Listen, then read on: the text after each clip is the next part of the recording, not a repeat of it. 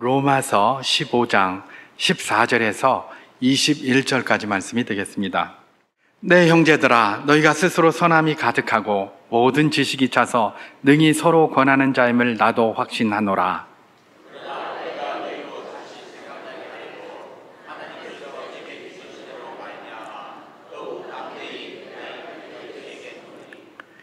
이 은혜는 곧 나로 이방인을 위하여 그리스도 예수의 일꾼이 되어 하나님의 복음의 제사장 직분을 하게 하사 이방인을 제물로 드리는 것이 성령 안에서 거룩하게 되어 받으실 만하게 하려 하심이라.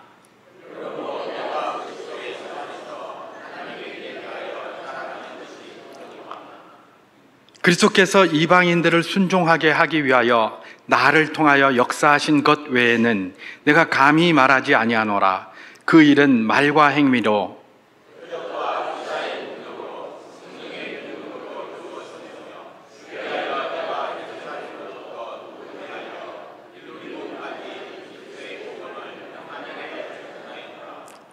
또 내가 그리스도의 이름을 부르는 곳에는 복음을 전하지 않기를 힘썼노니 이는 남의 터 위에 건축하지 아니하려 함이라.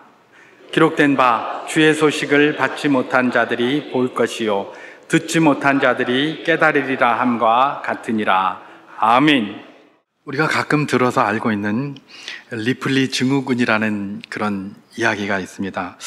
저는 리플리 증후군 사실은 인용을 많이 하면서 이게 정신질환인 줄 알았어요. 그런데 이제 제가 네이버를 다시 이렇게 찾아서 한번 읽어보니까 이게 공식적인 정신질환은 아니다라고 그렇게 나와 있더라고요. 다만 반사회적 인격장애다라고 그렇게 나와 있더라고요. 이게 왜 공식적인 정신질환이 아닌가 제가 좀 의문을 갖게 되었는데, 생각해 보니까 이게 만약에 정신질환이면 모든 이가 다 정신질환인 것 같아요. 그래서 아마도 이걸 정신질환이라고 공식적으로는 이렇게 하지 않은 것은 아닐까, 그렇게 한번 제 개인적으로 한번 생각해 보았습니다. 리플리 증후군이 뭡니까? 몇 가지 증상이 있습니다만은 대표적인 증상이 자기가 거짓말을 했는데 그 자기가 거짓말한 걸 자기가 믿어버리는 거예요. 그래서 자기가 거짓말을 해놓고 거짓말을 한 건 줄 몰라요. 이게 리플리 증후군이에요. 거짓말을 했으면 이게 내가 거짓말인데 그러면서 이제 알고 거짓말을 하면 어떻게 합니까? 너 거짓말이지? 라고 이야기하면 막 얼굴이 붉어진 같은가, 맥박이 빨리 뛴다던가 그럴 것 아닙니까? 그래서 그걸 알기 위해서 만들어진 게 거짓말 탐지기잖아요. 그죠? 근데 거짓말 탐지기에다 딱 갖다 손을 대놓고 너 그거 거짓말이지? 그러면 갑자기 막 맥박이 자기도 막 모르게 맥박이 막 뛰는 겁니다. 그러니까 이 거짓말이구나 이 체크하잖아요. 이런 시계 같은 거, 요새 반지 같은 거 이런 거에 맥박이나 이런 거를 통해서 이 사람이 혈압이 어떻고 이 사람 당뇨가 있는지 없는지 이런 것까지 다 체크한다고 하잖아요. 그러니까 아주 미세한 이 마음속에서 흔들림이 나오는데 그 흔들림을 다 체크해가지고 이 사람이 뭐가 문제가 있는지 이걸 다 발견해내는 게 오늘날의 기술이란 말입니다. 거짓말 탐지기가 그런 거예요. 근데 이 리플리 증후군 걸린 있는 사람은 이 거짓말 탐지기에도 안 된대요. 갖다 대놓고 해봐요. 자기가 진짜로 믿고 있으니까 거짓말 해놓고, 그러니까 그런 걸로도 체크도 안 될 정도로, 그 미세한 것도 체크도 안 될 정도로, 이게 리플리 증후군인데 그게 뭐다? 거짓말을 해놓고 자기가 거짓말을 한 게 아니라 그게 참말이라고 자기가 확신을 한다는 것이죠. 이런 유의 사람 중에 누가 많습니까? 소위 그 교주들, 세상에 많이 있는 내가 그리스도다라고 말하는 교주들이 그런 사람이라고 그래요. 대부분 리플리 증후군이라고 그래요. 교주들이 이렇게 제3자가 볼 때는 거짓말하는 것 같잖아요. 말도 안 되는 소리 하는 것 같잖아요. 그런데 그 사람은 내가 그거다라고 이야기를 하는데 실제로 자기가 그렇다고 믿는다는 거예요. 실제로 그렇게 안 믿으면 그런 짓을 할 수가 없는 거죠. 아까 제가 말씀드린 것처럼 너 거짓말하고 있지? 네가 무슨 교주야? 그러면 갑자기 내가 거짓말한 거 걸렸네. 이렇게 되면 얼굴이 변한다던가 맥박이 달라진다던가 이러면 이 교주가 교주 될 수가 없어요. 그러니까 그 사람은 뭐예요? 자기가 거짓말해서 만들어 놓은 그게 진짜인 줄 알고 그걸 자기가 믿고 있는 거예요. 믿고 있는 거예요. 이게 뭐다? 리플리 증후군의 전형적인 현상이다. 그렇게 이야기를 하고 있는 것입니다. 근데 리플리 증후군이 공식적으로 정신질환이 아니라고 그랬잖아요. 교주들만 꼭 이러냐? 그런 게 아닌 것 같아요. 이게 뭐 역사가 굉장히 오래된 것 같습니다. 하기야 뭐 하나님이 사람을 만드시고 그 이후로 계속해서 나타나는 현상이 아니겠습니까? 그래서 우리가 지난번에 이사야서를 가지고 큐티를 했었습니다마는 이사야서 65장에 보면 그런 하나님이 이사야를 통하여 그들에게 굉장한 그런 징벌을 예고하고 그야말로 저주를 퍼붓는 내용이 거기 기록되어져 있습니다. 그 내용이 뭐냐면 아마도 유대의 지도층들, 기득권층들에 대한 그런 경고였던 것 같은데요. 이 사람들은 뭘 하느냐? 솔로몬 성전이 있고 그 성전에 가서 제사를 드리고 예배를 드리라고 그랬는데 성전에 가지 않고 자꾸 산당회를 가요. 그러면 산당회를 갔다 그러면 산당에 가서 아이고 내가 솔로몬 성전에 가려니까 시간도 없고 그래서 할 수 없이 산당에 가서 드린다 이렇게 하면 참 좋겠는데 산에 올라가서 제사를 드리는데 벽돌 위에서 제사를 드렸다라고 돼 있어요. 이 벽돌 위에서 제사를 드렸다는 말은 뭔가 그런 의미를 잘 우리가 분석을 해봐야 이게 무슨 내용인지를 알게 돼 있어요. 원래 하나님께서는 이전에 성전이 없을 때 산에서 제사를 드리는 걸 마다하지 않으셨어요. 대신 제사를 지낼 때 어떻게 지내라? 자연석 그대로 깎지 않은 돌로 갈지 않은 돌로 쌓아서 제단을 만들어서 제사를 드려라 이렇게 하셨어요. 근데 벽돌 위에 제사를 드린다는 건 뭘까요? 그건 다른 신을 섬기는 거예요. 다른 신을. 산에 올라가면 여러 신전들이 많이 있어요. 신을 섬기는 전들이 많이 있는데 하나님께서 왜 특별히 그냥 깎지 않은 돌, 다듬지 않은 돌로다가 제단을 드리라고 했느냐? 그 위에 벽돌로 만든 신전들이 많이 있으니까 거기 가서 드리지 말라는 거예요. 너희는 구별되게 따로 여기 와서 나를 향하여 드리라 이런 건데 이 사람들이 어떻게 하는 겁니까? 하나님의 그 말씀은 다 잊어버리고 예루살렘 성전에 가는 게 멀어서 그런 것이 아니라 그냥 산당에 가서 벽돌로 된 데 이방 신전에 가서 같이 이방 제사를 드리는 거예요. 그러면서 거기에서 돼지고기를 함께 먹는 거예요. 여러분 이거 돼지고기 먹지 말라는 게 아닙니다. 그 당시에 돼지고기는 뭐예요? 유대인들에게 금한 음식이었어요. 왜 금했을까요? 이방 신을 섬기는 사람들이 돼지를 잡아서 돼지로다가 제사를 드리고 막 그랬었어요. 그러니까 그들과 구별되라는 거예요. 돼지 잡기 시작하면 그들과 뒤섞여야 되는데 그들과 좀 구별되라. 그러니까 아예 먹지도 말아라 그냥. 괜히 그거 먹겠다고 하면서 그들하고 뒤섞이면 안 되니까 먹지 말아라 그런 차원에서 돼지 그거 이야기를 하는 거거든요. 근데 거기서 돼지고기를 먹으며 이렇게 돼 있어요. 오늘 돼지고기 먹으니까 저도 먹었는데 그러면 그건가? 그런 의미가 아니에요. 이방 신전에 가서 그렇게 거기서 지금 우상 숭배를 하고 있는 거를 이야기를 하고 있는 겁니다. 그리고 무덤 사이에서 있고 무덤 사이에 왜 있겠습니까? 그 무덤 사이에서 귀신을 불러내는 겁니다. 거기에서 무덤에 자고 있는 귀신들을 불러내서 그 귀신한테 뭐 말 듣고 싶어하고 그 다음에 은밀한 곳에 숨어서 뭐 이렇게 듣는다. 이 은밀한 곳은 뭡니까? 점쟁이 찾아가는 거예요. 점쟁이. 그 당시에는 하나님을 섬기는 나라였기 때문에 공식적으로는 다닐 수가 없어요.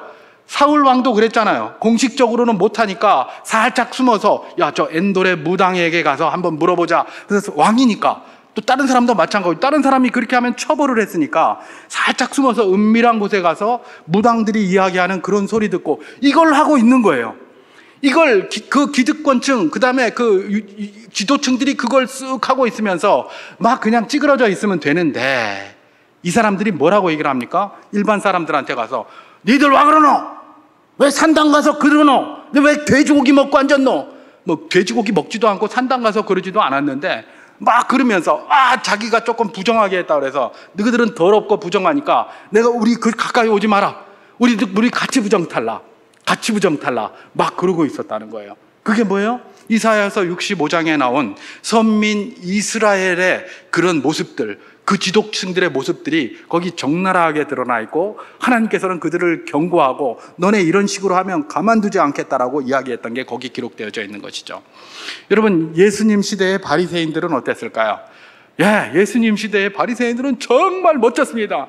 그 당시에 그냥 그 유대 백성들이 그냥 바리새인들만 보면 전부 그냥 손을 들고 라삐요 이러고 다녔어요. 왜냐하면 너무 거룩했거든요.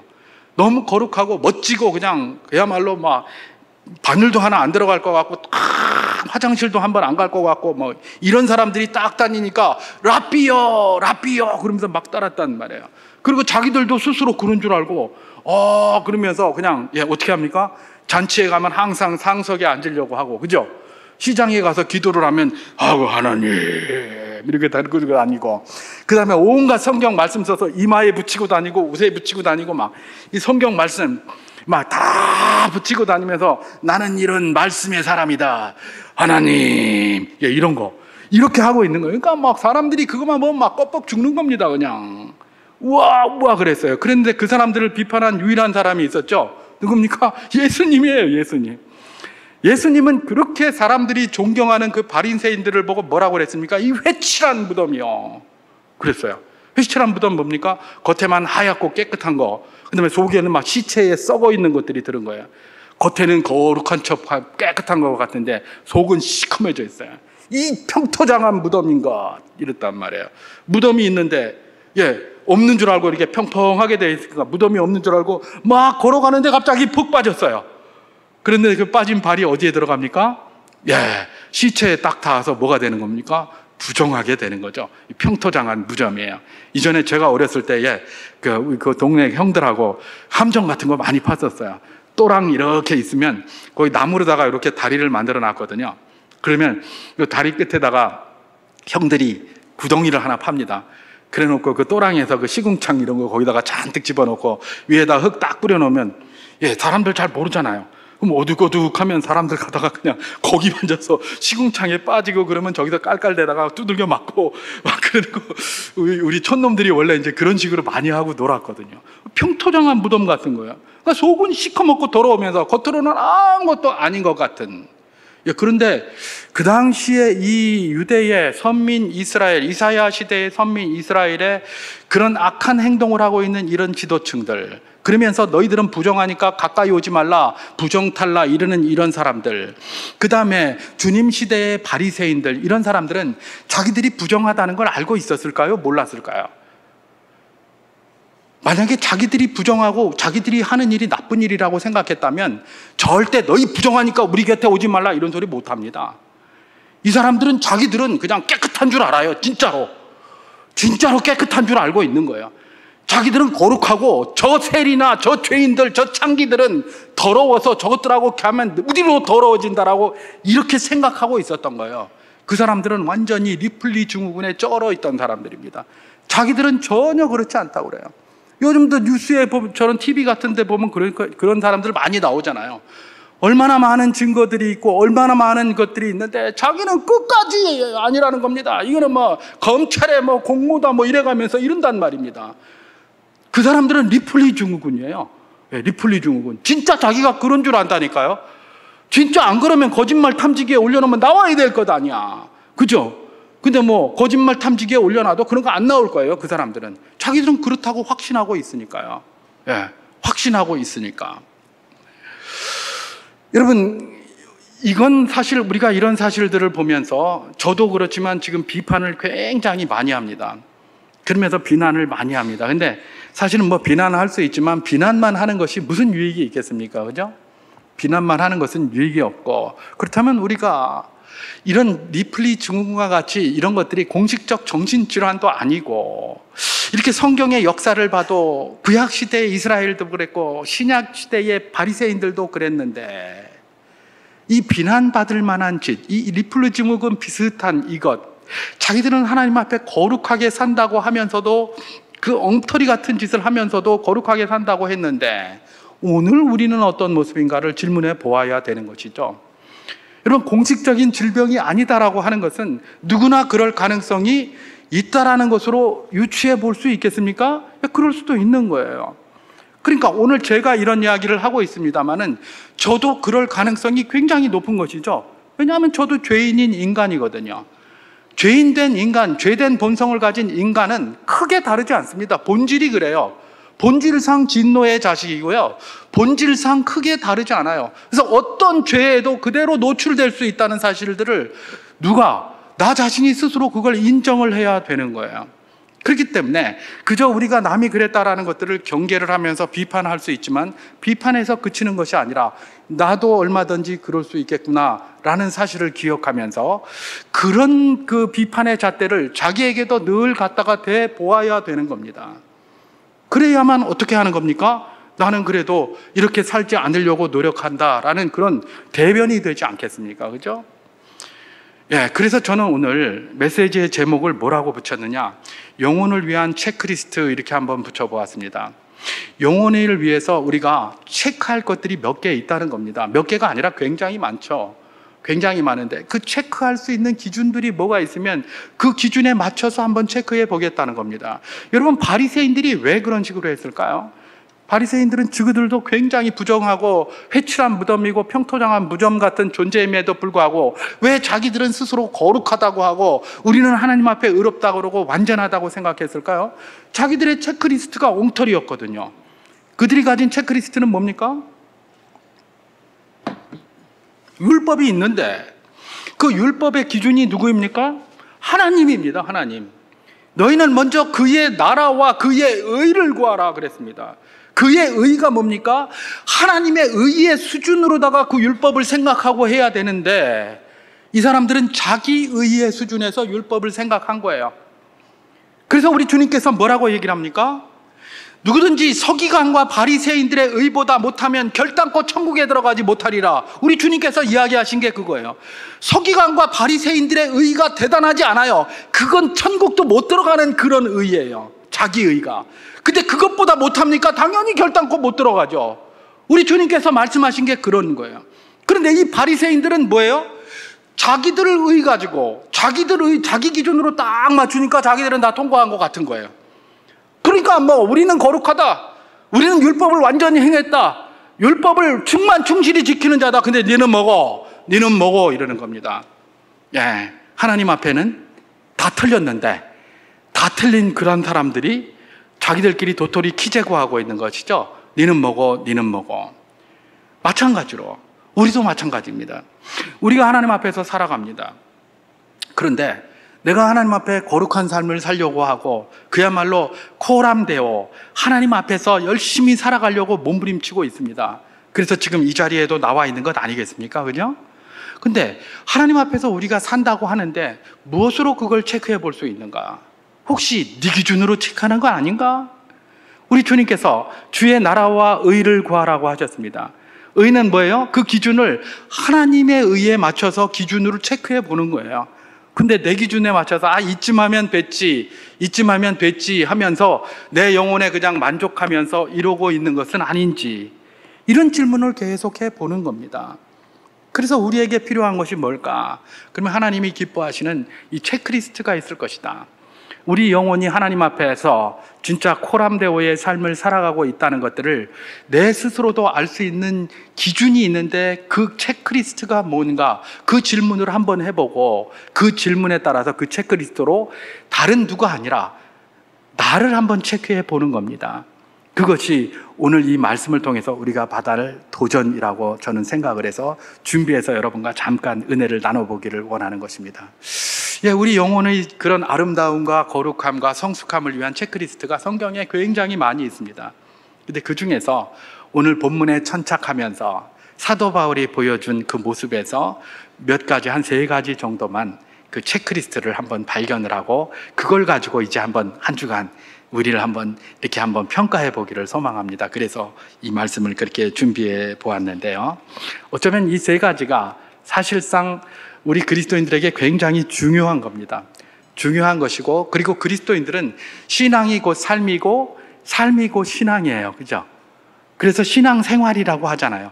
신앙생활은 믿는 삶이 아니라 우리 삶 자체가 예배고 예배가 곧 우리의 삶입니다. 그렇기 때문에 여기서 영혼을 위한 체크리스트라는 것은 다른 것이 아니라 우리 그리스도인의 전생의 삶을 위한 체크리스트라고 봐도 크게 다르지 않다라는 것들을 인식하면서 이 체크리스트를 몇 가지 한번 살펴보기를 원하는데요. 그중 하나, 본문에서 찾을 수 있는 우리가 정말 하나님 앞에서 아름답게 살아가고 있다는 것들을 체크하기 위한 체크리스트 하나는, 내가 하나님으로부터 받은 사명은 무엇인가? 라는 질문을 해보는 겁니다. 내가 하나님으로부터 받은 사명은 무엇인가? 내가 하나님으로부터 사명받은 게 있는데 그걸 정확히 인식하고 있는가? 아니면 아직은 희미한가? 아니면 아직은 없는가? 그런 질문들을 해보는 겁니다. 그게 우리 영혼이 아름답게 잘 성장하고 있다는 하나의 큰 기준이 될 것입니다. 내가 하나님 앞에 받은 사명은 무엇인가? 바로 그 질문이라는 것입니다. 여러분, 인간은 이 땅에 태어나면서 누구든지 다 사명을 가지고 태어납니다. 사명 없이 태어나는 존재는 하나도 없습니다. 특별히 그리스도인입니까? 당연히 사명을 가지고 있게 되어 있습니다. 그게 어떤 모양으로든 다양한 모양으로 나타나겠지만 당연하게 사명을 가지고 태어날 수밖에 없는 것이죠. 여러분, 인간은 모두 그렇게 사명을 갖고 태어나는데요. 그래서 이전에 제가 가끔 인용을 하기는 합니다만은 국민교육 헌장 이런 거에도 그 사명이 있었잖아요. 그죠? 제가 초등학교 다닐 때만 해도 그걸 막 달달달달 외우라고 그래가지고 그거 외워가서 선생님이 이렇게 세워가지고 막 암기하라고 그러고 막 그랬거든요. 그땐 지겨웠거든요. 근데 그거 암기하고 나서 지금은 이렇게 생각해보면 그런 게 정말 필요했다. 그런 게 정말 필요했다라는 생각이 듭니다. 왜 필요합니까? 거기 보면 사명이 쫙 기록되어져 있거든요. 제일 첫 줄에 나옵니다. 우리는 민족 중흥의 역사적 사명을 띠고 이 땅에 태어났다 이러는 거예요. 적어도 국민교육 현장을 모두 암기하고 있는 그런 사람들은 그들에게 사명이 있어요. 한국인으로서의 사명. 그게 뭡니까? 민족 중흥이라는 사명을 가지고 사명감으로 태어난 거예요. 이 사람들은 그야말로 민족을 살리기 위해서 몸부림친 거예요. 그래서 산업화 시대다 뭐 이렇게 구분하고 있습니다만은 그때는 우리도 한번 잘 살아보자. 잘 살아보자. 그러면서 빼빠지게 일한 것 아닙니까? 그렇게 했더니 요즘은 그게 다 무슨 뭐 열정 페인이 뭐니 어쩌고 그래가면서 개인주의로 다 치부되고 있습니다만은 그래서 빼빠지게 일한 거예요. 그래서 우리나라가 세계에 유례가 없는 나라가 된 것 아닙니까? 전쟁 치고 나서 이렇게 발전한 나라가 세계에 어디 있단 말입니까? 아무 데도 없습니다. 이전에 우리보다 훨씬 잘 살아서 우리나라에 원조 주던 나라들도 다 망해가지고 지금 우리한테 원조 받고 있습니다. 그런 나라가 세계에 있습니까? 없습니다. 그런데 어떻게 그렇게 될 수 있었는가? 사명을 명확히 한 겁니다. 어린아이에서부터 어른에 이르기까지 우리의 사명은 민족 중흥이다 라고 하면서 계속 그렇게 했었어요. 저는 그거 달달 외웠습니다. 그 후에 몇 년 지나니까 그게 언제 출발했는지 날짜를 지워버리더라고요. 책에 보니까, 교과서에 보니까. 국민교육 헌장이 언제 나왔습니까? 1968년 12월 5일에 나왔습니다. 그것까지 다 외웠었어요. 우리는 그거 다 외우니까 그게 당연하게 생각했는데 이게 이제 요즘에 와서는 그게 다 뭡니까? 아이고, 그거는 뭐 구시대적 산물이고, 그거는 뭐 철진한 그 뭡니까? 그 애국주의자, 철진한 애국주의고 뭐 어쩌고 저쩌고 이러면서 다 없애버리더라고요. 없애버리더니 요즘에 나오는 소리가 뭡니까? 민족 중흥은 고사하고 헬조선, 헬조선이라는 말이 나오죠. 떠나야 되겠다. 떠나고 싶은 헬조선 이런 말이 나와요. 철진하고 해묵은 겁니까? 그게 군국주의의 산물이고 애국주의의 산물입니까? 그건 다 필요 없는 겁니까? 무슨 말씀을요? 무슨 말씀을요? 그런 사명, 그런 공동체의 사명이 희미해지고 그런 부여받은 사명이 희미해지니까 그 다음부터 나오는 게 뭡니까? 전부 개인주의입니다. 전부 이기주의예요. 자기 소견에 옳은 대로 행하는 겁니다. 엉망진창이 되는 겁니다. 여러분, 이게 해묵었다고요? 무슨 말씀을? 여러분, 세계에서 개인주의가 제일 발달한 나라가 어느 나라입니까? 미국입니다. 미국. 그죠? 미국이 개인주의가 제일 발달한 나라예요. 제일 발달한 나라인데 그 제일 개인주의가 발달한 나라의 현재 대통령이 누굽니까? 도널드 트럼프입니다. 그죠? 도널드 트럼프. 도널드 트럼프가 맨날 모자에 쓰고 다니면서 시뻘건 모자에다가 글자 써고 다니는 게 뭐죠? 마가입니다. 마가. 마가 복음이 아닙니다. 마가. Make America Great Again. 그래서 딱 이렇게 아메리카가 그레이트, 다시 위대한 나라가 되기를, 그러면서 이제 그걸 부호로 다 여기 붙이고 다녀요. 옛날에 아메리카는 참 위대한 나라였어요. 청교도 정신이 휘감고 청교도 정신이 이끌어나가는 아메리카는 위대한 나라였습니다. 근데 저희가 이렇게 객관적으로 볼 때에 현재 그 대통령이 마가하고 나가는 그거는 조금 그거하고는 좀 다른 것 같아요. 굉장히 국수주의적이고 자기 나라만을 위한 소위 자칫 잘못하면 깡패같이 보이는 그런 모습이기도 해요. 그러면 개인주의를 그렇게 주창하는 사람들이 그런 주장하는 사람 안 뽑아야 되잖아요. 그죠? 그런데 그 사람이 득표를 했는데 그야말로 엄청난 차이를 두고 득표를 해서 당선이 됐어요. 그죠? 뿐만 아니라 그 사람을 따르고 있는 리퍼블리칸 공화당이 과반을 넘어섰어요. 이 말은 뭐예요? 트럼프를 다 지지하고 밀어줘라 이러는 거예요. 그러니까 자기 혼자 자기 마음대로 다 하고 있잖아요. 지금 그죠? 그렇게 하고 있는 거예요. 여러분, 이게 어느 나라에서 이게 됐다고요? 예, 이 미국이라는 개인주의가 제일 발달한 나라에서 이 마가와 같은 국수주의적이고 철진한 애국주의고 이런 거를 가지고 그렇게 지금 진보하고 나가고 있다는 이런 이야기입니다. 여러분, 사람들이 그럽니다. 이런 거 저기 하면 사람들이 다 알아서 선택하게 놔둬야지. 그걸 자꾸 왜 암기하게 하고 되뇌이게 하고, 예, 바보 같은 소리를 하고 있는 거죠. 바보 같은 소리. 만약에 모든 사람이 그런 것들을 다 판단해낼 수 있는 능력이 있으면 범법소년은 왜 만들고 촉법소년은 왜 만듭니까? 그들은 아직 미성년자고 성숙한 그런 이렇게 구분할 수 있는 능력이 없기 때문에 그들을 갖다가 보호해주자는 차원에서 그런 게 나온 거 아닙니까? 그죠? 그렇다면 학생들도 마찬가지입니다. 적어도 저는 제 개인적인 생각에는 고등학교 나올 때까지는 가르쳐야 됩니다. 이게 이렇다라고 방향을 가르쳐 줘야 되는 거예요. 근데 요새는 뭐 고등학교도 선택한다고 뭐 이러더라고요. 뭐 선택하고 뭘 선택하는지, 뭘 어떻게 그 사람들이 그걸 선택해야 될지 대학생들도 선택할 줄 몰라가지고 뭐 해야 되노 이러고, 저도 대학 나왔습니다마는 대학 때 수강 신청하려면 뭘 선택해야 될지 몰라가지고 굉장히 헤매고 있는데 고등학생한테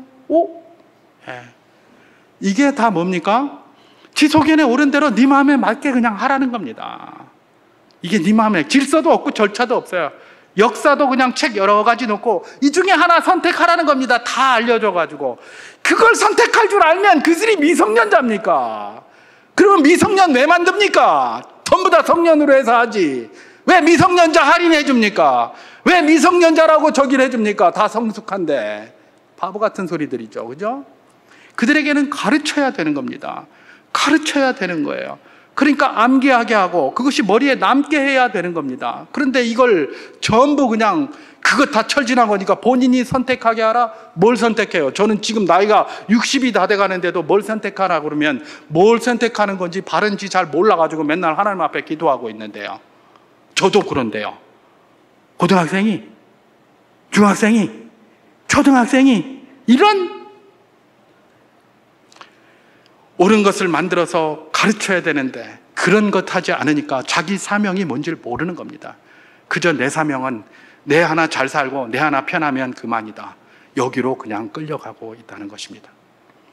여러분, 우리 주님께서 우리 영혼이 성숙해지고 있는지 체크리스트로 주신 게 있습니다. 그게 뭡니까? 네가 주님께 받은 사명이 무엇인지를 명확히 하라는 겁니다.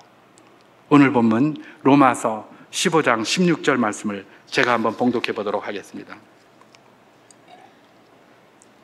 이 은혜는 곧 나로 이방인을 위하여 그리스도 예수의 일꾼이 되어 하나님의 복음의 제사장 직분을 하게 하사 이방인을 제물로 드리는 것이 성령 안에서 거룩하게 되어 받으실 만하게 하려 하심이라, 이렇게 얘기합니다. 이 말씀에 사도 바울이 자기가 받은 사명을 명확히 기억하고 있다는 것들을 알 수가 있게 합니다. 뭡니까? 이방인을 위하여 그리스도 예수의 일꾼이 되어 하나님의 복음의 제사장 직분을 감당하는 게 자기의 사명이다. 우리 쉽게 알고 있는 것처럼 이방인의 사도라는 직분을 감당하는 게 자기의 사명이다, 이런 이야기입니다. 그죠?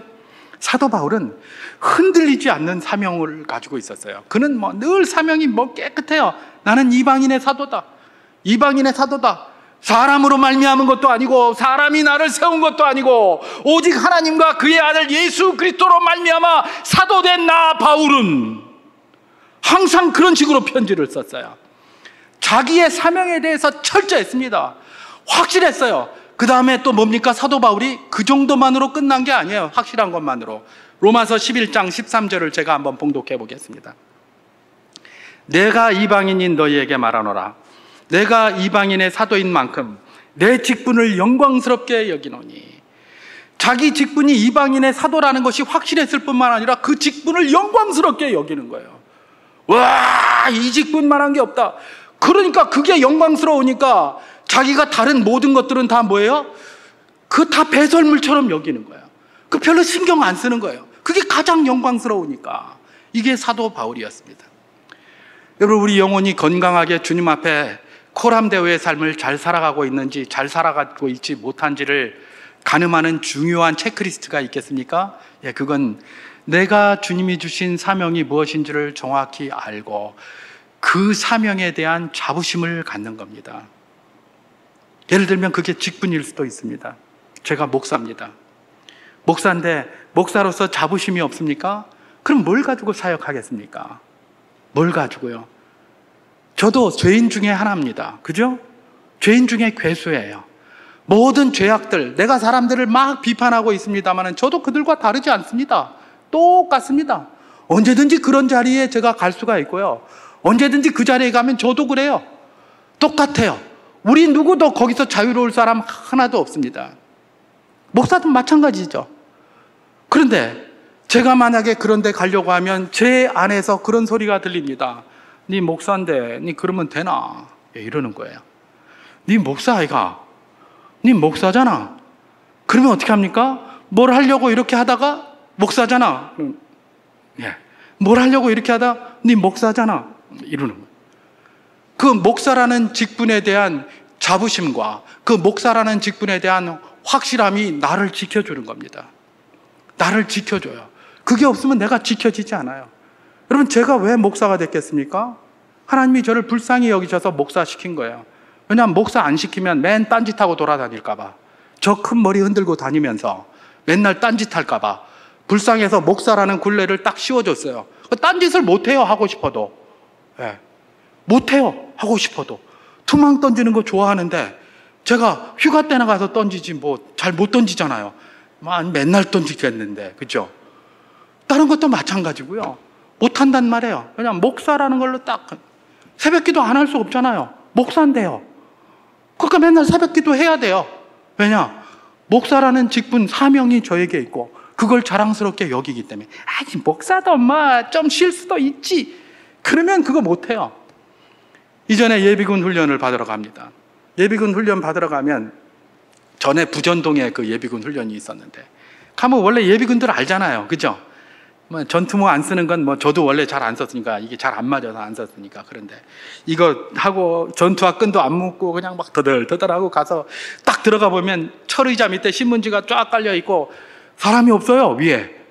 전부 출석을 했는데 사람이 의자에 안 앉아 있어요. 어디 있냐? 전부 신문지 깔고 밑에 누워 자고 있어요. 그럼 강사는 딱 들어와가지고 2시간 동안 계속 떠듭니다. 여기서 자든 말든 니는 자라 나는 한다 그러고 막 2시간 동안 계속 그냥 그 소리 하고 있고 딴 사람들은 다 의자 밑에서 신문지 깔고 자고 있고. 그래서 저는 딱 전투화 딱 신고 똑바로 모자만 안 썼어요. 모자는 제가 현직 때도 잘 안 썼으니까 안 맞아가지고 모자만 안 쓰고 전투화 똑바로 전투복 입고 딱 앉아가지고 딱 이렇게 철의자에 똑바로 앉아서 2시간 동안 다 들었어요. 왜 그랬을까요? 그렇게 하면 누가 돈 줍니까? 그렇게 하면 누가 잘했다 칭찬합니까? 아무도 칭찬 안 합니다. 제 마음속에서 그런 마음이 드는 거예요. 그래도 네가 중사 출신 아니가? 네 그래도 간부 아이가, 간부. 네가 간부 출신인데 사병 출신하고 똑같으면 어떡하냐? 이런 알량한 군국주의적인 마인드가 저를 사로잡아가지고 그래도 예비군 훈련 가서 똑바로 딱 앉아서 수업 다 받고 그렇게 했단 말이죠. 그럼 제가 지금 무슨 말을 하고 있는 겁니까? 사명이 나를 지켜가는 겁니다. 내 영혼에 중요한 체크리스트가 있겠습니까? 그것이 하나님이 주신 사명인 줄 믿으시기 바랍니다. 내 영혼에 중요한 체크리스트가 있습니까? 그것이 그 사명에 대한 자부심을 갖는 것인 줄 알길 바랍니다. 그 사람들이 잘못한 것 비판하기 쉽습니다. 나도 내 영혼을 한번 체크해 보기를 바랍니다. 이 한 주 동안 내가 주님께 받은 사명이 무엇인가? 사명이 특별히 생각 안 나면 내 직분이 무엇인가를 생각을 해보고 또 교회에서는 그렇게 생각하고 또 집에서도 마찬가지예요. 집에서도 내가 가장이다. 내가 뭐 아들이다. 딸이다. 뭐 그런 직분이 있을 것 아니에요. 그 위치가 있을 것 아니에요. 거기에서 나는 그것에 대해서 얼마나 자랑스럽게 생각하고 얼마나 기쁘게 생각하는가. 아이고 내 원수같이 하필 그 많은 집 중에 이런 집에 태어나서 이러고 있으면 그 집에 제대로 선진하겠습니까? 안 하겠습니까? 아이고, 내가 그 많은 사람 중에 하필 저 인간 만나서 이렇게 하면 그 집이 되겠습니까? 안 되겠습니까? 안 된단 말입니다. 그걸 잘 체크해 보라는 겁니다. 이번 한 주간 동안 다른 때는 뭐 우리가 잘 몰라도 이런 메시지를 들으면 한번 체크해 보시기를 주님의 이름으로 축원합니다. 그것이 우리 영혼을 위한 중요한 체크리스트가 될 것입니다. 한 가지 더 생각해 보겠습니다. 이것도 첫 번째 체크리스트와 연관이 되어져 있는 건데요. 일단 우리가 주님이 주신 사명이 뭔지를 알게 되었습니까? 그러면 그 알게 된 그 직분에 대한 내지는 그 사명에 대한 정확한 것들을 내가 알게 됐는데, 그러면 그걸 감당하기 위해서 현재 내가 가지고 있는 목표는 무엇인가를 질문해 보는 겁니다. 예를 들면 제가 목사다. 그러면 목사라는 이런 어떤 사명에 대해서 자부심을 가지고 있는데, 그러면 그 목사 직분을 제대로 감당하기 위해서 네가 현재 가지고 있는 목표는 뭐냐? 그런 거예요. 그래서 그 목표를 따라 이렇게 쭉 가고 있느냐, 그러지 않고 있느냐, 바로 그런 질문을 해보는 것입니다. 어쩌면 오늘 이 메시지는 재미 별로 없어요. 재미 별로 없고, 그런데 그럼에도 불구하고 우리가 체크리스트로서 우리 자신을 심각하게 한번 찔러보는 과정이다라고 생각하고 잘 들으시기를 바라겠습니다. 여러분, 정치인들이 공약을 합니다. 수많은 공약을 하죠. 근데 그가 그 공약을 이룰 약속 있는 정치인인지 그렇지 않은지는 뭘로 알 수 있습니까? 금방 알 수 있습니다. 자기가 낸 공약을 어떻게 진행을 해서 달성하겠다라는 계획을 세우고 그 목표대로 움직이는 사람은 약속 있는 정치인이에요. 근데 공약은 실컷 해놓고 아무 계획도 안 세우고 목표도 안 세우고 그렇게 있습니까? 그 사람은 헛된 사람, 거짓말쟁이입니다. 거짓말쟁이. 그 공약이 결과가 좋을지 안 좋을지 그 공약의 결과에 대해서는 모릅니다. 모르지만은 그러나 그 공약을 달성하기 위해서 계획을 세우고 목표를 두고 이런 목표, 상위 목표, 하위 목표, 차하위 목표 계속해서 이렇게 만들어 놓고 그걸 차근차근 진행해 가고 있습니까? 그 사람은 약속 있는 정치인이에요. 다음에는 그런 사람을 찍어줘야 돼요. 그래야 모든 것들이 절차대로 되고 자기가 말한 것에 대한 무게를 알고, 그냥 남들이 저러니까 나도 이런 말하고, 얘가 이러니까 얘도 이런 말하고, 제가 저 좋은 말 같네 나도 그런 말하고, 그런 거 말고 정말 할 수 있는 지속 가능한 걸 하기 위해서는 자기가 말한 것들을 실천하기 위해서 몸부림치는 그 사람을 뽑아야 될 것 아닙니까? 그런 사람은 쓸데없는 말 많이 아니하고, 자기가 잘 못하는 쓸데없는 것 많이 아니하고, 정말 할 수 있는 것, 해낼 수 있는 것, 지속 가능한 것, 이런 것만 가지고 계획을 세우고 추진해 나가고 그걸 공약으로 내는 사람이죠. 그런 사람은 이 사람은 10개 냈는데 이 사람은 왜 2개밖에 안 냈어? 이 사람은 의정 활동을 너무 잘했어. 왜냐하면 법률안을 100개를 냈기 때문에. 100개를 내면 뭐합니까? 전부 쓰레기 같은 것만 냈는데, 그죠?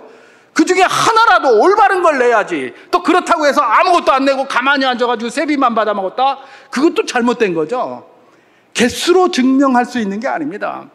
구체적인 절차와 질서를 가지고 그걸 어떻게 행하여 나가는가, 이런 게 굉장히 중요한 것이죠. 우리 영혼을 위한 체크리스트도 역시 마찬가지입니다. 우리가 사명을 기억하고 있습니까? 그럼 그 사명을 감당하기 위해서 지금 내가 하고 있는 일은 뭐고, 내가 무슨 목표로 살아가고 있는지 그 질문을 하고 있는 것입니다. 여러분, 사도 바울은 어떻게 했을까요? 오늘 본문 로마서 15장 16절을 다시 한번 봉독해 보도록 하겠습니다. 이 은혜는 곧 나로 이방인을 위하여 그리스도 일꾼이 되어, 그리스도 예수의 일꾼이 되어 하나님의 복음의 제사장 직분을 하게 하사 이방인을 제물로 드리는 것이 성령 안에서 거룩하게 되어 받으실 만하게 하려 하심이라, 이렇게 얘기를 합니다. 자, 사도 바울은 자기가 이방인의 사도가 된 것을 명확히 했습니다. 그런데 그 사도가 된 것을 감당하기 위해서 자기가 목표를 세웠습니다. 그게 뭡니까? 이방인을 제물로 드리는 거다.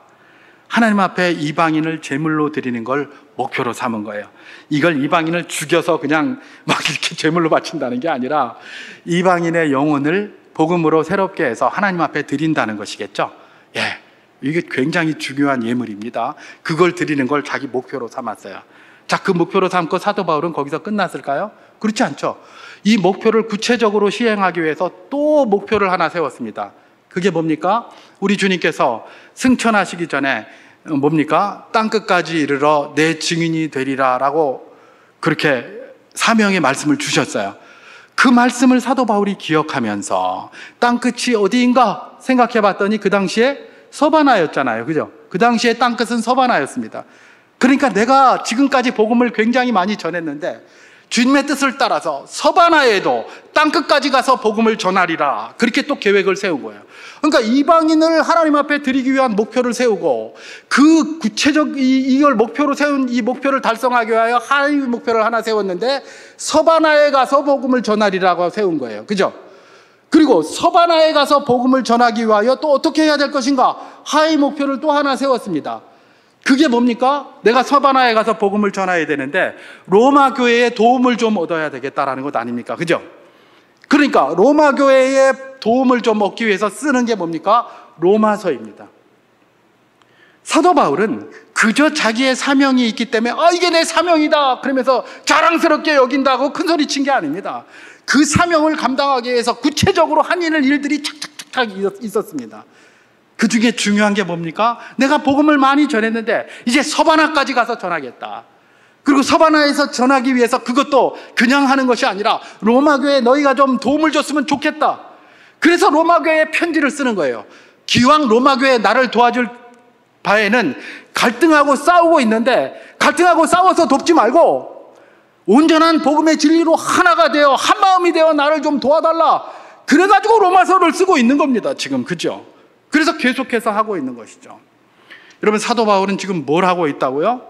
사명을 확실히 했을 뿐만 아니라 그 사명을 감당하기 위하여 지금 내가 현재 하고 있는 일이 무엇인가? 그 무엇인가를 명확히 했습니다. 그 목표를 명확히 했다는 거예요. 우리도 마찬가지입니다. 내가 뭘 감당합니까? 우리 교회도 지금 보면 목표가 저기 붙어 있습니다. 예수 그리스도의 건강한 제자가 세워지는 건강한 교회 공동체입니다. 우리 주님께서 영광 받으시기 위하여 우리에게 주신 이 사명 중에 중요한 게 복음 사역이고 또 그렇게 하나님의 사람을 세워가는 사역 아닙니까? 그게 이제 저게 하위 목표로 저게 세워진 거예요. 그러면 우리 가운데 이제 어떤 교회의 직분이나 교회의 그리스도인으로서 사명이 있겠습니까? 저기에 맞는 하위 목표를 세우는 겁니다. 예를 들면 그래서 나는 예수 그리스도의 건강한 제자를 세워지는 공동체를 만들기 위하여 어떤 일을 행하고 있는가? 무슨 일을 해야 될 것인가? 그런 고민들을 한번 하는 겁니다. 그런 것들이 뭘 위한 겁니까? 나의 영혼을 위한 거예요. 나의 영혼을 위한 거. 다른 것이 아니라. 그러니까 지금 현재 내 영혼이 하나님 앞에 거룩하고 아름답게 하나님 앞에서 코람데오의 삶을 살아가고 있는가? 알아가는 중요한 기준이 뭐다? 하나님이 내게 주신 사명을 감당하기 위하여 나는 어떤 목표를 세우고 있고 어떤 목표를 추진하고 있는가? 그 질문을 해보는 겁니다. 그게 이번 한 주간 동안 여러분들이 한번 해보는 과제가 되었으면 참 좋겠습니다. 한 가지만 더 잠깐 살펴보면, 마지막으로 살펴보면 지금 내가 자랑하고 있는 것이 무엇인가? 이게 체크리스트가 될 것입니다. 체크리스트. 내 영혼을 위한 체크리스트는 사명이 무엇인가를 명확히 하고 그 사명을 감당하기 위한 목표는 무엇인가를 명확히 하고 그 다음에 마지막으로 하나 더 생각해 본다면 내가 자랑하고 있는 게 뭔가 그런 이야기입니다. 사람은 자기가 자랑하는 게 있습니다. 사람한테 자랑할 수도 있고 자기 스스로한테 자랑할 수도 있어요. 그 자랑하고 있는 게 무엇인가? 그게 그에게 가장 큰 목표라고 보면 됩니다. 가장 큰 성취라고 보면 됩니다. 그러면 그걸 자랑하게 돼 있어요. 사람들에게 하든 자신에게 하든. 그런데 말입니다. 사실은 이런 이 목표 지향적인 이런 자랑은 사람에게만 있는 게 아니에요. 이 세상에 살아있는 모든 생물들은 다 목표 지향적입니다. 목표 지향적이에요. 그죠? 사람만 그런 거 아니에요. 사람도 목표 지향적이지만 이 생물들이 다 그래요. 여러분 동물의 왕국을 보십시오. 새들 보십시오. 24시간인지 모르겠는데 하루 종일 다니면서 뭔가를 먹습니다. 예. 먹으려고 그렇게 자기 몸의 안위를 위해서 그렇게 먹습니다. 왜 몸의 안위를 위할까요? 그렇게 해서 번식을 해야죠. 그죠? 자기 번식을 하고 번식을 하기 위해서 또 막 서로 싸우고 물어뜯고 죽이고 계속 그럽니다. 그러다가 새끼를 낳았습니까? 새끼를 낳았으면 일정 기간 동안 그 새끼를 보호하기 위해서 목숨 바쳐서 적으로부터 지키고 싸우고 자기는 못 먹어서 빼짝 말라도 그 자식들 주겠다고 가가지고 짐승 물어오고 뭐 먹이 물어오고 이러는 게 동물들이에요. 식물도 마찬가지예요. 그렇게 한단 말이에요. 사람은 어떻습니까? 사람도 그래요. 그런데 말입니다. 사람이 이 동물들이나 식물들처럼 자기 안위만을 목표로 두고 하고 있다면 그들과 다른 게 하나도 없겠죠. 그것들도 목표지향적으로 그 짐승들도 식물들도 자기들 잘 살고 자기들 건강하고 자기 자손들 잘 퍼져나가기 위해서 목표를 두고 열심히 살아가고 있어요. 그 사람이 그런 거에만 목표를 둔다면 그게 무슨 그런 어떤 다른 생물들과 다른 게 있겠습니까? 그 사람이 그들과 다르다면서요. 다르다면 목표도 다른 게 뭔가 하나 있어야 된다는 것이죠. 그 목표가 뭡니까? 하나님을 자랑하는 게 그 목표예요. 하나님을 자랑하는 거. 내가 뭘 자랑하느냐가 그래서 굉장히 중요해요. 지금 사도 바울을 한번 보시기 바랍니다. 제가 오늘 보면 로마서 15장 17절에서 19절 말씀을 제가 한번 봉독해 보도록 하겠습니다. 그러므로 내가 그리스도 예수 안에서 하나님의 일에 대하여 자랑하는 것이 있거니와 그리스도께서 이방인들을 순종하게 하기 위하여 나를 통하여 역사하신 것 외에는 내가 감히 말하지 아니하노라. 그 일은 말과 행위로 표적과 기사와 능력으로 성령의 능력으로 이루어졌으며 그리하여 내가 예루살렘으로부터 두루 행하여 일루리곤까지 그리스도의 복음을 편만하게 전하였노라. 이렇게 얘기를 합니다. 지금 사도 바울이 예루살렘을 필두로 해서 일루리곤까지 굉장히 널리 그냥 복음을 편만하게 전했어요. 편만하게. 그러고 나서 지금 다시 서바나로 또 가겠다는 거예요. 왜 서바나로 가려느냐 그랬더니 나아미 터에 깃발 꽂지 않으려고 내가 서바나로 가겠다라고 하면서 지금 또 새로운 비전을 가지고 목표를 따라 움직일 것을 지금 선포하고 있는 겁니다. 근데 여기 보면 사도 바울이 그렇게 복음을 전하러 다닐 때 수많은 표적이 있었고 수많은 기사가 있었습니다. 얼마나 할 말이 많겠습니까? 사도 바울이 그냥 가다가 했는데 막 그림자만 비춰도 그냥 병이 낫고 그야말로 독사에 물렸는데도 끄떡도 없이 살아나고, 제가 그런 경험을 했다 그러면 막 여기서 맨날 떠들 겁니다. 내가 와라 그냥, 난 독사에 물려도 안 죽는다 그냥 막 이러면서 이리 와라 그냥 막 그냥 내가 손수건만 하나 올려줄게. 그러면 그냥 팍 일어나고 오니 저는 분명히 그랬을 거예요. 근데 사도 바울은 그런 걸 수없이 경험하고 다녔어요. 심지어 저기 어디입니까? 멜리데라는 섬에서는 바나바는 뭐예요? 제우스라고 그러고 자기는 험해, 제우스의 이 대변인이라고 하고 말 잘하니까 막 그렇게까지 추앙을 하고 그러면 으쓱으쓱해서 봐라, 내가 그 멜리데 갔더니 그 민족들이 나를 이렇게 높이더라. 할 말이 얼마나 많겠습니까? 무용담이 넘치고도 넘칠 겁니다. 근데 사도 바울은 뭐라고 얘기를 합니까? 그것 내가 그렇게 수고하고 한 것 같은데 내가 한 게 아니라 성령께서 하신 거다. 하나님이 다 하신 거다. 나와 함께 하시면서 내 손을, 내 발을, 내 마음과 내 생각을 움직이셔서 하나님이 하신 거다. 그러니까 하나님이 나를 통하여 역사하신 것 외에는 내가 알려고 하지도 않고 자랑하려고 하지도 않는다. 그 이야기를 하고 있는 것입니다. 여러분, 오늘 우리의 자랑거리가 뭡니까? 많이 있을 것입니다. 근데 혹시 그 중에 하나님이 나를 도우셨고 하나님의 힘이 있어서 내가 이렇게 되었다라는 자랑은 혹시 있습니까? 있으면 할렐루야, 우리가 코람도의 삶을 살 것입니다.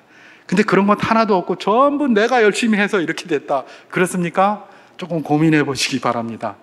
내가 코람도의 삶을 살고 있는 것 같은데 알고 보면 살고 있지 않다는 것에 대한 중요한 표징이 되기 때문에 그렇습니다. 말씀을 정리합니다. 우리 주님께서는 우리가 그야말로 거룩한 자, 하나님 앞에서 아름다운 자로 서서 살기를 원하십니다. 우리도 그렇게 살기를 원해요. 그리고 그렇게 살고 있는 것 같이 느끼고 살 때가 굉장히 많습니다. 그런데 과연 그러한가를 체크해 보라고 이야기를 하십니다. 그러면서 사도 바울의 모습을 통해서 우리에게 리스트를 두셨는데, 주께 받은 사명을 네가 확실히 하고 있는가? 그것이 무엇이든 말입니다.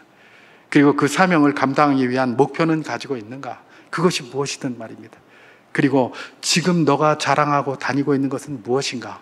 하나님의 능력인가? 네 자신의 무용담인가? 그 질문을 하면서 이 한 주간 보내심으로 하나님의 은혜 가운데 거하는 복된 분들 될 수 있기를 주님의 이름으로 축원합니다.